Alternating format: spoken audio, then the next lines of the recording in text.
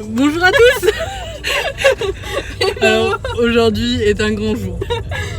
Alors on va tester pour vous. J'attends que tu dises le mot. Randonautica. Voilà.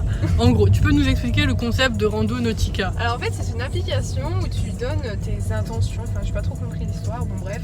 Et en gros il te donne un point géographique qui est censé correspondre à l'intention que tu as. Et du coup, tu dois t'y rendre. Et tu dois t'y rendre. Non, du coup, le problème, c'est qu'aux États-Unis, il y a eu énormément de polémiques autour de cette application. Comme il y en a qui sont tombés sur une valise avec des morceaux de corps dedans. Et ils se demandent si, genre, c'est pas une appli créée pour attirer les personnes dans le but de les kidnapper. Nous, on nous a dit ça. Qu'est-ce qu'on a fait? On y va.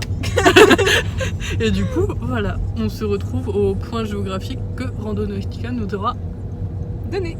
Oui! On est arrivé au point. What the fuck, c'est juste un genre de truc en pierre. Je vais vous montrer. Je vais vous montrer la structure.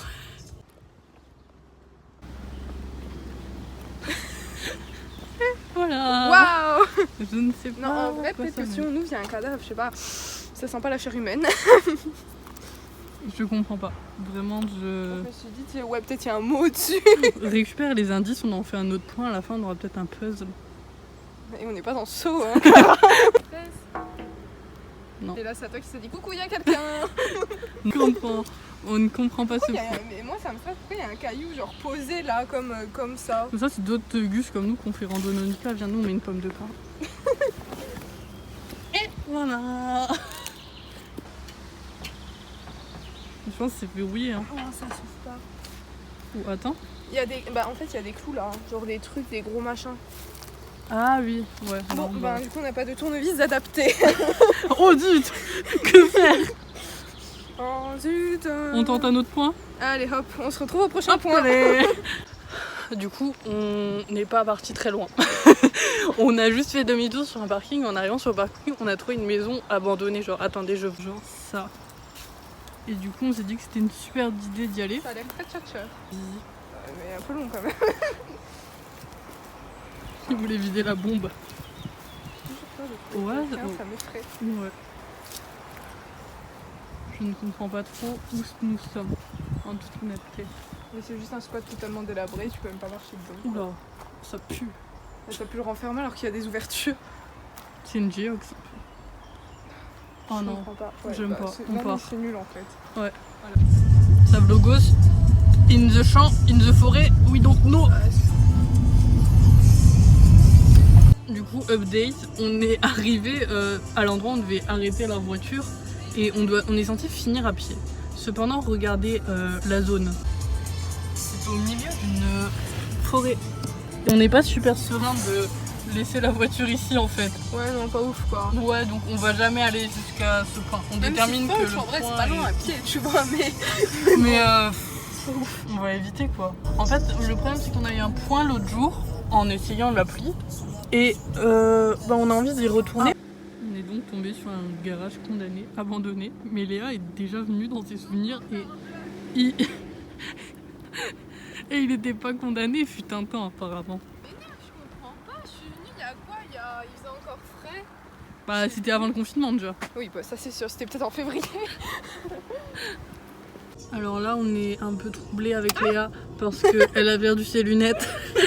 Non, en fait, parce que là, on est du coup face à ce garage comblé. Et elle, dans ses souvenirs, elle a fait un shooting photo il y a En février, en février, genre. Et moi, ça fait des années que je passe devant ce garage depuis la route et pour moi, il est condamné. Alors que pour elle, il n'était pas condamné. Bah non, parce que j'ai des photos où genre il y a les mêmes poteaux, il y a les mêmes tags, il y a tout. Et en fait, quand on descend plus bas, il n'y en a pas d'autres. Donc ouais. C'est un mystère. Du coup, Léa, conclusion avec Randonautica. Ben, je suis déçue. On est déçus comme on n'a pas eu des points très fous. Léa a beaucoup drifté. Mais on n'a vraiment pas eu des points très folichons.